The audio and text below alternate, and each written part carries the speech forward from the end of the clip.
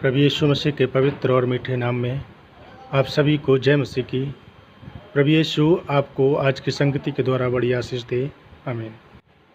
आज की संगति में परमेश्वर का धन्यवाद करने के लिए परमेश्वर के दास भाई महेंद्र जी के साथ मिलकर इन भजनों के द्वारा हम परमेश्वर की महिमा करेंगे। आइए परमेश्वर की महिमा में इन भजनों को गाते हैं।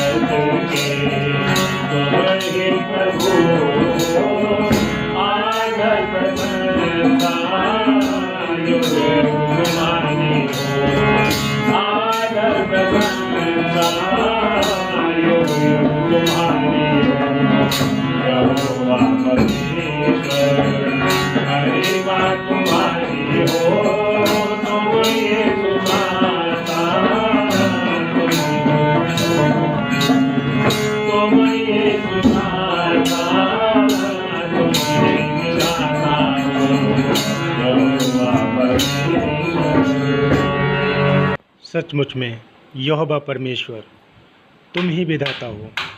वो सच्चा जीवित विश्वास योग्य और धर्मी परमेश्वर है। उसकी ही नाम की हम महिमा करें और उसका गुणगान गाएं। आइए हम लोग प्रभु की महिमा के लिए प्रभु के दास के द्वारा एक भजन हम लोग और मिलकर उसकी महिमा में गाते हैं।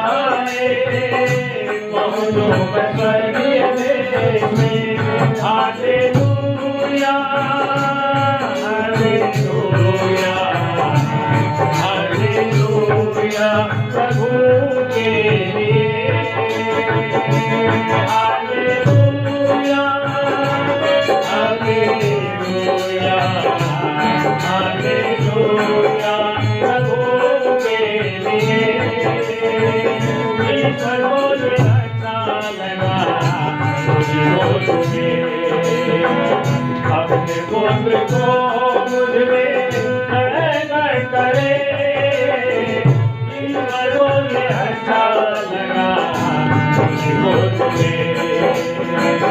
अपने पुत्र को मुझ में प्रकट करे, ताकि उसका मान उधार अनंत ताकि उसका मान उधार अनंत सदा का दो अनुभव से ये सारी बातें हुई मेरे लिए। मेरा जब तक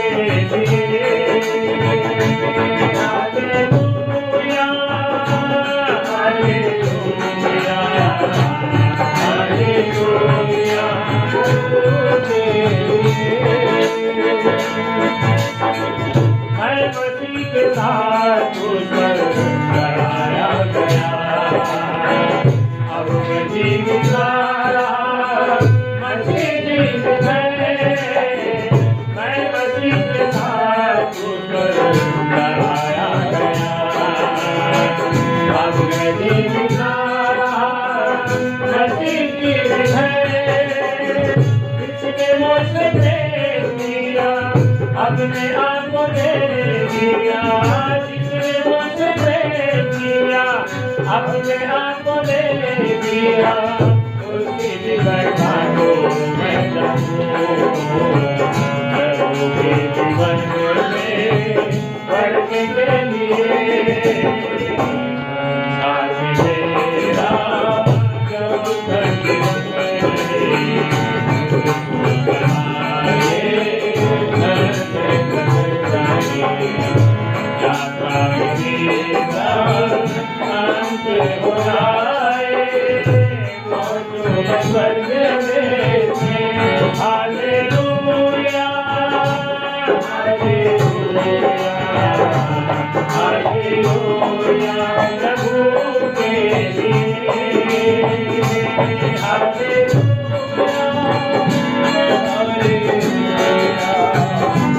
Hallelujah.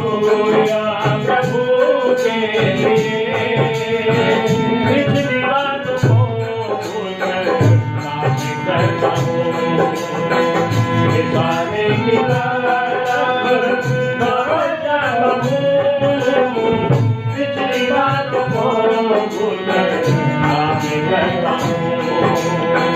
निशाने की तरफ दौड़ जाता हूँ। मसीह को मैं जानूंगा, उठने की सामर्थ को। मसीह को मैं जानूंगा, उठने की शक्ति को। सुखों में सहभागी हो जाऊं। प्रभु की उदारता में बढ़ने के लिए संसार में मेरा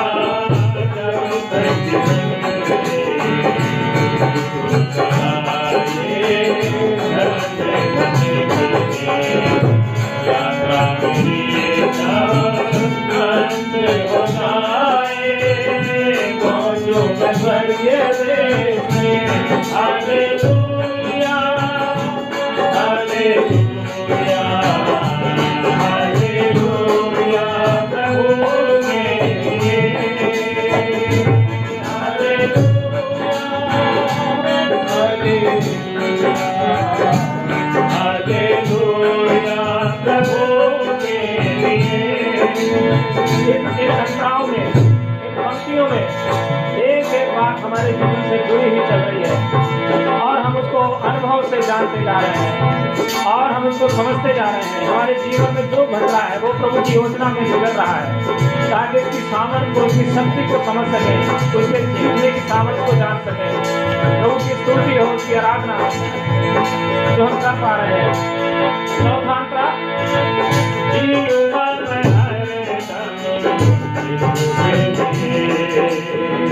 मर जाऊंगा लाभ मेरे लिए।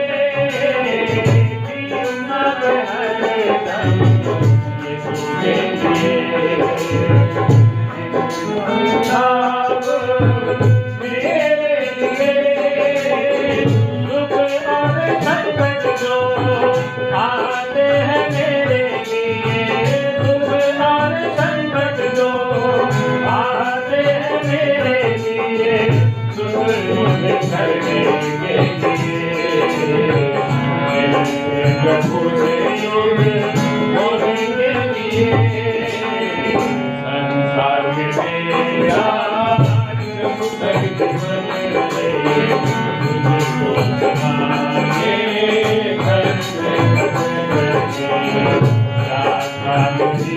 जब अंत हो जाए वो तो मैं स्वर्गीय देश में।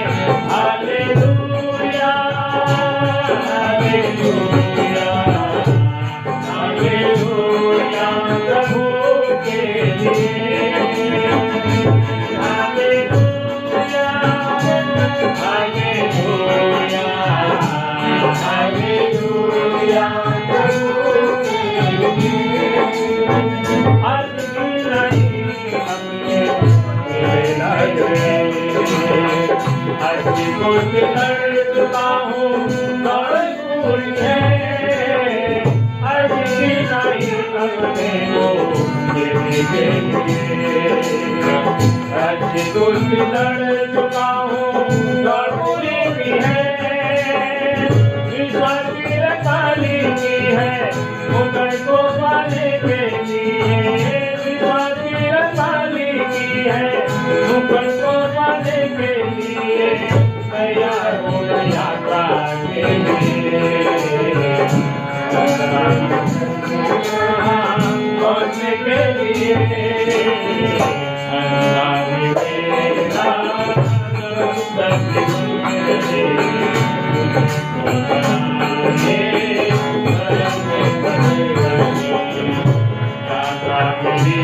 जब अंत हो जाए पहुंचो मैं स्वर्गीय देश में। हालेलुया, हालेलुया, हालेलुया,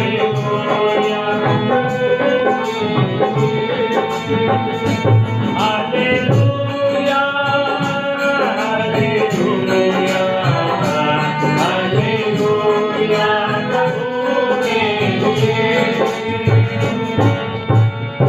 परमेश्वर की महिमा में बहुत सुंदर गीत अभी हम लोगों ने गाया। जब तक संसार में जीवन हमारा है, अपने परमेश्वर को धन्यवाद करें, जिस परमेश्वर ने अपने प्रिय पुत्र यीशु मसीह को भेजकर हमें जीवन दिया है। उसको ही धन्य कहते रहें, उसको ही धन्य कहें, उसकी ही आराधना करें। आइए हम परमेश्वर का वचन परमेश्वर के प्रिय दास भाई महेंद्र के द्वारा अब हम परमेश्वर के वचन को सुनेंगे। देखें परमेश्वर का आत्मा हमसे क्या बात करता है। जब से पाप आया संसार में, लेकिन फिर भी इस समय जो महामारी फैली हुई है, लोग कीड़े मकोड़ों से मर रहे हैं, लेकिन फिर भी परमेश्वर ने हमें जिंदा रखा। ये बात जो है हमारे लिए बड़ी ही सोचने की बात है और इस बात को प्रभु समझने में हमारी सहायता करे। सो आज के वचन के लिए जो प्रभु ने दिया है मेरे साथ निकालिएगा। लूका की पुस्तक 13 अध्याय लूका और उसका 13 और उसके 6 से लेकर और 9 वचन तक पढ़ेंगे। इस बात को जो प्रभु आज हमसे करना चाहता है, ये परमेश्वर की वाणी को जान करके, परमेश्वर की आवाज़ को जान करके इसको ध्यानपूर्वक सुने और गंभीरता से सुने, समझने की कोशिश करें। परमेश्वर का वचन है और प्रभु के दास होने के नाते मैं पूरी गंभीरता से प्रभु का भय रखते हुए मैं आप लोगों से मैं निवेदन करता हूं कि इसमें किसी प्रकार का मेरा कोई गुस्सा, मेरी कोई खिसियाहट या मेरी नाराज़गी या मेरा अपना कोई मेरे घर का कोई कलेश मैं आपके ऊपर झड़कना नहीं चाहता। मैं आपके ऊपर अपनी गुस्सा उतारना नहीं चाहता। मैं प्रभु का एक अयोग्य दास होने के कारण प्रेम पूर्वक परमेश्वर का वचन जान करके आपके साथ बांटना चाहता हूँ। ये बात जो मैं आपके सामने रखने जा रहा हूँ, जो मैं आपसे कह रहा हूँ, उससे ज़्यादा मुझ पे बात लागू हो रही है। इसलिए ये परमेश्वर का वचन जान करके इसको स्वीकार करें और इस बात को गंभीरता पूर्वक समझें। और प्रभु हमसे बात करना चाहता है और अपने उद्देश्यों को हमारे जीवन में पूरा करना चाहता है। इसलिए लूका की किताब 13 अध्याय और 6 से लेकर 9 तक कोई मेरी सहायता के लिए पढ़ दे। हाँ पढ़िए भाई। फिर उसने ये दृष्टांत भी कहा, किसी की अंगूर की बारी में एक अंजीर का पेड़ लगा हुआ था। वह उसमें फल ढूंढने आया परंतु ना पाया। तब उसने बारी के रखवाले से कहा, देख 3 वर्ष से मैं इस अंजीर के पेड़ में फल ढूंढने आता हूँ परंतु नहीं पाता। इसे काट डाल कि ये भूमि को भी क्यों रोके रखे। उसने उसको उत्तर दिया, हे स्वामी, इसे इस वर्ष और रहने दे कि मैं इसके चारों ओर खोद कर खाद डालूं। यदि आगे को फले तो भला, नहीं तो इसे काट डालना। हाँ, जो इस वचन को जो हमने पढ़ा है और प्रभु की सहायता के लिए हमने प्रार्थना पहले ही कर ली है। प्रभु अपने इस वचन पर पढ़े जाने पर, सोच विचार किए जाने पर आशीष दे।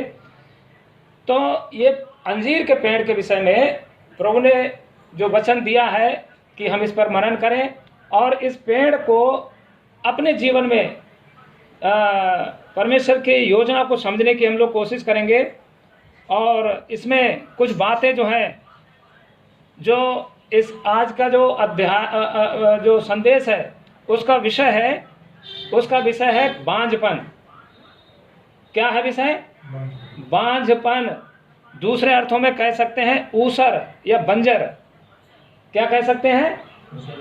जिस खेती में कोई फसल ना हो, जिस जमीन में कोई फसल ना हो, कोई फल ना लगता हो। और तीसरी बात हम इसको कह सकते हैं फल रहित, बिना फल का जीवन। तो ये बात को कान खोल करके बिना पलक झपकाए प्रभु के दास की ओर टकटकी बांध करके ध्यान पूर्वक समझने की कोशिश करो। और ये बिल्कुल अंतिम पड़ाव पे जो है बात चल रही है, बिल्कुल अंतिम पड़ाव पर। दुनिया में ऐसी चल रही है कहानी कि कब पलक झपकते ही प्राण चले जाए। और बिना फल के अगर मर गए तो बहुत ही शर्म की बात होगी, बहुत ही दुखदायी बात होगी। शर्म की तो बात तो चलो ऐसा कि शर्म खा के मुंह फेर लिया, शर्मा गए। पर जान नहीं छूटेगी इससे। प्रभु ने इसके लिए जो अंजीर के पेड़ के पास जब प्रभु गए तो वहां पर, यहाँ पर जो अभी भाई ने पढ़ा, किसी अंगूर की बारी में एक अंजीर का पेड़ लगा हुआ था, वह उसमें फल ढूंढने आया परंतु ना पाया। तब उसने बारी के रखवाले से कहा,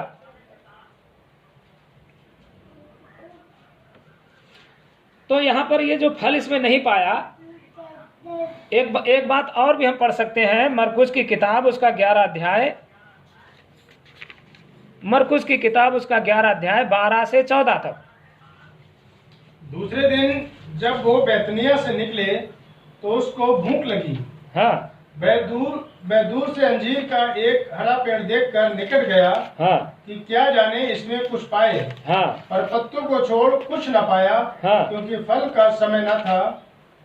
इस पर उसने उससे कहा, अब से कोई तेरा फल कभी न खाए। और उसके चेले सुन रहे थे। अब उसको पढ़ो 20 और 21 इसी का।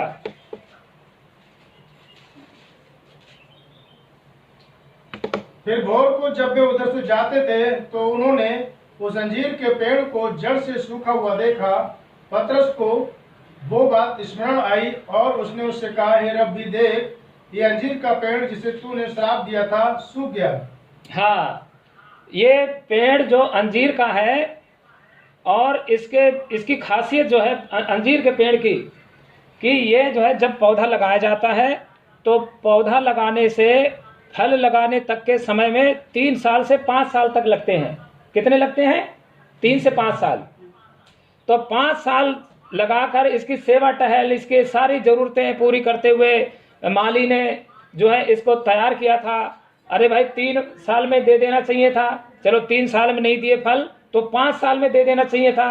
अब 5 साल से प्रभु 5 साल की उम्र से उस पेड़ की 3 साल तक जो है 3 साल तक जो है उसके फल देखने के लिए आया है ना भाई। और वो 3 साल और इधर 5 साल, कितने साल हो गए? 8 साल से 8 साल से वो फल जो था, वो पेड़ जो था, वो केवल हरा भरापन दिखा रहा था। हरा भरापन दिखा रहा था। काय का? दुनियादारी की आशीषें, दुनियादारी की तरक्की, दुनियादारी की भौतिक बातों की जो है सुख सुविधाएं, वो हरा भरापन दिखा रहा था, पर फल नहीं थे। मैं कल भाई से बात कर रहा था और कई लोगों से भी मैंने इस विषय में बात करी कि पतरस को केवल मछली चाहिए थी, उसी के लिए दौड़ भाग करते करते, और वो कुछ ना पाया। जब प्रभु उसके संपर्क में आए तो प्रभु ने कहा, दाहिने हाथ जाल डाल, तो इतनी मछलियां आ गई कि जाल फटने लगे। तो प्रभु के लिए वो मछलियों की बहुतायत से खुशी नहीं हुई। उसकी मनसा को पूरा करके प्रभु खिसिया कर बोले कि तू मछली पकड़ने वाला नहीं, मछली मनुष्य पकड़ने वाला बन। तो वास्तविक आशीष आत्माओं को बचाने का, आत्माओं को जीतने का, ये आशीष की बात है। और यहाँ पर ये जो पेड़ के संबंध में जो हम देख रहे हैं कि इससे प्रभु फल पाने की उम्मीद से जब पहुंचे तो किस समय पहुंचे? सीजन नहीं था। हाँ भाई, क्योंकि ये, और इसकी विशेषता ये है कि ये अंजीर का पेड़ साल में 2 बार फल देता है। कितने बार देता है? 2 बार। एक तो बसंत ऋतु में और एक अक्टूबर के समय में। साल में 2 बार फल देता है। तो जो इधर के बसंत ऋतु वाले जो फल हैं वो छोटे छोटे होते हैं अंजीर के फल, और अक्टूबर के समय में जो फल आता है वो बड़ा होता है और बहुत मीठा होता है। तो इसके जो ना तो इधर बसंत ऋतु के फल दे रहा था और ना अक्टूबर के समय के, ना छोटे ना बड़े, किसी तरीके का कोई फल नहीं दे रहा था। अपने मालिक के लिए कुछ भी नहीं ये दे रहा था, और सब केवल उससे सेवा पा रहा था, सेवा पा रहा था। इस पेड़ से हमारा जीवन जुड़ा हुआ है कि प्रभु से हम लेने की उम्मीद से बैठे हुए हैं।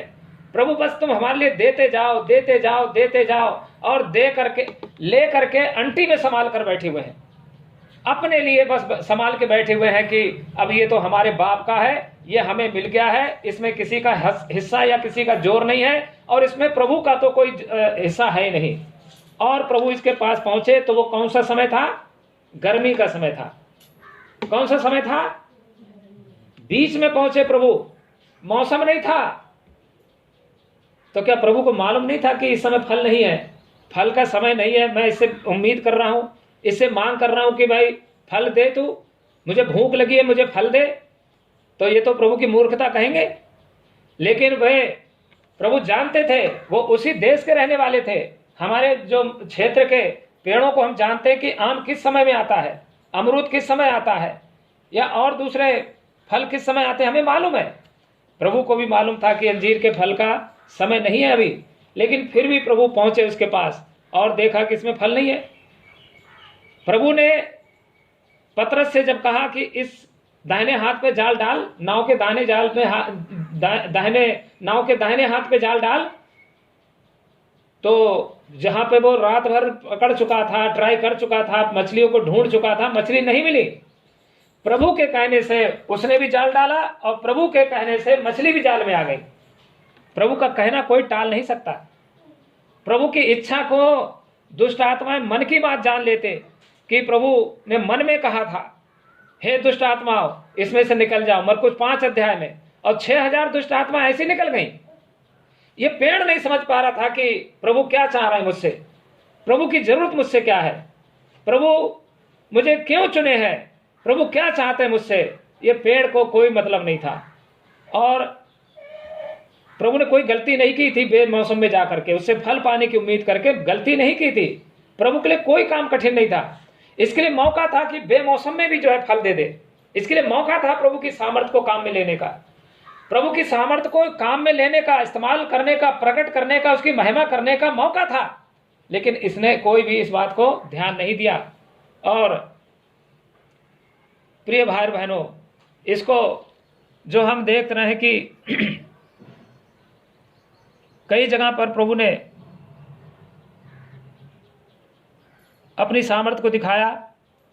4 दिन के मरे हुए लाजर को एक आवाज से उसको जिंदा कर दिया। मरे हुए आदमी में जान डालना कोई बड़ी बात थी प्रभु यीशु मसीह को, और प्रभु ने कर दिखाया। इसके अंदर क्या फल बेमौसम में भी नहीं आ सकते थे? कोई काम मुश्किल नहीं था, लेकिन इसने मौका खो दिया और वैसा ही का वैसा ही रहा जैसे पहले का ढर रहा था। ये बदला नहीं, ये सुधार नहीं लाया, और प्रभु के उद्देश्यों को, उसके मनसा को नहीं समझा। और यहाँ पर प्रभु ने चेले से कहा पतरस से कि तू जाकर के झील में बंसी डाल, और तुझे जो है पहली मछली जो आएगी बंसी में उसका मुंह खोलना और एक सिक्का मिलेगा, तो उससे जो है मेरा भी टैक्स दे देना और अपना भी दे देना। वो ही मछली का आना बंसी में कोई जरूरी नहीं था, लेकिन प्रभु की आज्ञा से उसको आके फंसना जरूरी था। प्रभु के लिए कोई काम असंभव नहीं है। फलों के लिए, पेड़ों के लिए एक सीजन हो सकता है, लेकिन प्रभु के लोगों के लिए कोई सीजन नहीं है। प्रिय भाई और बहनों, समझ रहे हैं आप लोग? हम लोगों को आशीष पाना, फलवंत होना, तरक्की करना, उन्नति करना, भलाई पाना, आशीष पाना कोई भी समय नहीं है। हमारे लिए प्रभु 12 मास फलवंत करता है, और उस फल को प्रभु के लिए भी देना, चाहे वो हमारा मन करे ना करे, या हमारे पास हिस्से का जो प्रभु का है वो हमारी जरूरत के लिए है, वो चाहे हमारी ही अपनी जरूरत क्यों ना हो, लेकिन प्रभु के लिए हम दें अगर प्रभु कह रहा। तो प्रभु के वचन में लिखा है, एक बात जरा देखना, 1 तीमुथियुस और उसका बल्कि 2 तीमुथियुस 4:2 में देखना। पेड़ों के लिए तो सीजन हो सकता है, लेकिन परमेश्वर के लोगों के लिए कोई समय नहीं है, कोई सीजन नहीं है। 2 तीमुथियुस 4:2 कि तू वचन का प्रचार कर, समय और असमय तैयार रहे, सब प्रकार की शालीनता और शिक्षा के साथ उल्हाना दे और डांट और समझा। समय असमय तैयार रहे। कोई समय नहीं प्रभु के काम के लिए। प्रभु के काम में हमने कितना हाथ बटाया है, हमारे द्वारा प्रभु का काम कितना बड़ा है। प्रभु के द्वारा आशीषें पा पा करके हम बैठे में घर में चैन की सांसें ले रहे हैं। मेरा घर बन गया, मेरे बच्चे ब्याह गए, मेरे बच्चे पढ़ गए, मेरे बच्चों की शादी हो गई, मुझे नौकरी मिल गई, और अब ये काम भी बन गया, अब दूसरा काम भी बन गया। ऐसा कर करके खूब सार चैन की सांसें ले रहे हैं, लेकिन प्रभु के काम में क्या हाथ बटाया? प्रभु के काम में हमने क्या हाथ बटाया। प्रभु के लिए हम आज भी बांझ हैं, प्रभु के लिए आत्माएं नहीं जीत रहे हम लोग, और इस कारण से हमने आत्मिक रीति से अपने आप को बांझ बना लिया है। और यही दशा संगति की भी हो गई है, संगति की भी, कलीसिया का भी यही हाल कर दिया है किसी भी प्रकार का।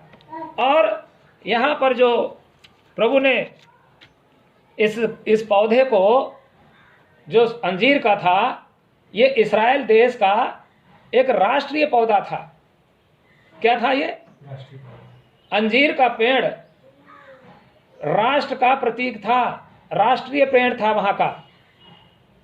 पेड़ तो वहां पर जैतून का भी था ना, इस्राएल राज्य में पेड़ तो जैतून का भी था, अब बहुत कीमती है वो भी।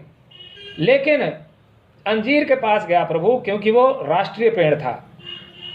वो पेड़ जो था एक राज्य का प्रतीक था, वो राज्य जो है बिगड़ गया था, और प्रभु ने उस पेड़ को श्राप देके सुखा दिया। इस्राएल राज्य जो है वो सूख गया, नाश हो गया। ऐसे करके उसका जो है सत्यानाश हुआ कि वो फिर उजड़ गया बिल्कुल पूरी तरीके से।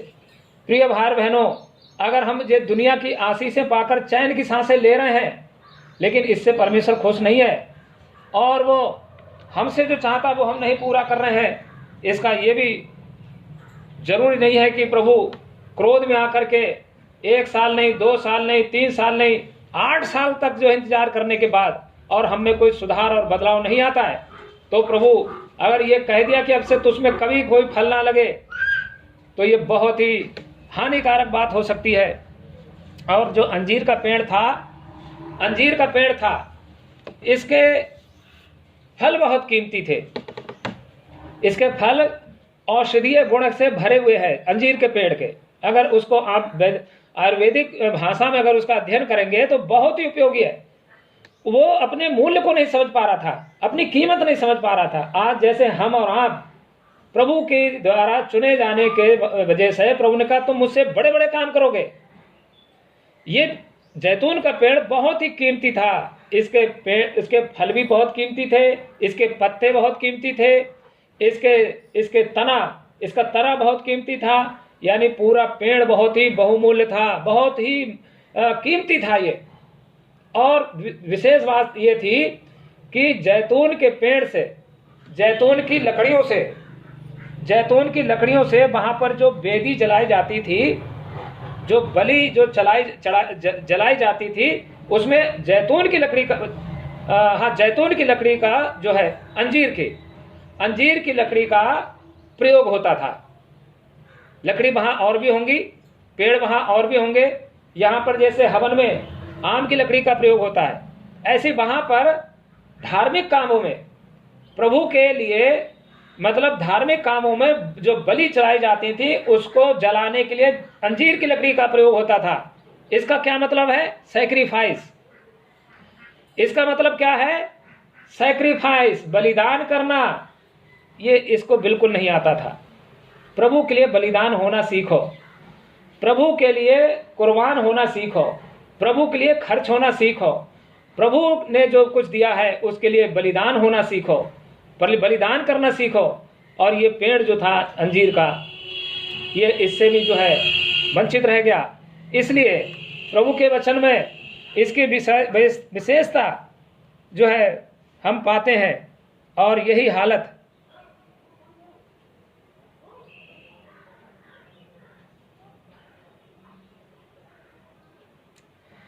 तो प्रकाशित वाक्य 3 अध्याय और 14 से 17 अगर हम पढ़ेंगे तो हमें इस पेड़ की सी हालत, इस कलीसिया की भी हम देखते हैं। प्रकाशित वाक्य उसका 3 अध्याय का 14 से 17 तक। लौदीकिया की कलीसिया के दूत को ये लिख, जो अमीन और विश्वास योग्य और सच्चा गवाह है, परमेश्वर की दृष्टि का मूल कारण है। वो ये कहता है कि मैं तेरे कामों को जानता हूँ कि तू ना तो ठंडा है और ना गर्म है। भला होता कि तू ठंडा या गर्म होता, इसलिए कि तू गुनगुना है और ना ठंडा है और ना गर्म, मैं तुझे अपने मुंह से उगलने पर हूँ। तू कहता है कि मैं धनी हूँ और धनवान हो गया हूँ और मुझे किसी वस्तु की घटी नहीं, और ये नहीं जानता कि तू अभागा और तुच्छ और कंगाल और अंधा और नंगा है। हाँ, आप लोगों को आवाज आ रही है भाई, श्रवण भाई और अमर सिंह भाई आपको? अच्छा, चलिए ठीक है। तो जो पेड़ की दशा थी, ये जो है हरा भरापन से, पत्ते हरे भरे पत्तों से लदा हुआ था, और ये जो है दुनियादारी की तरक्की है, ये दुनियादारी की तरक्की है। सब का बातों में तरक्की कर गए, लेकिन आत्मिक बातों में कंगाल ही बने रह गए। और ये पत्ते का ये हाल था। यहाँ लौदीकिया की कलीसिया का भी यही हाल हम देख रहे हैं।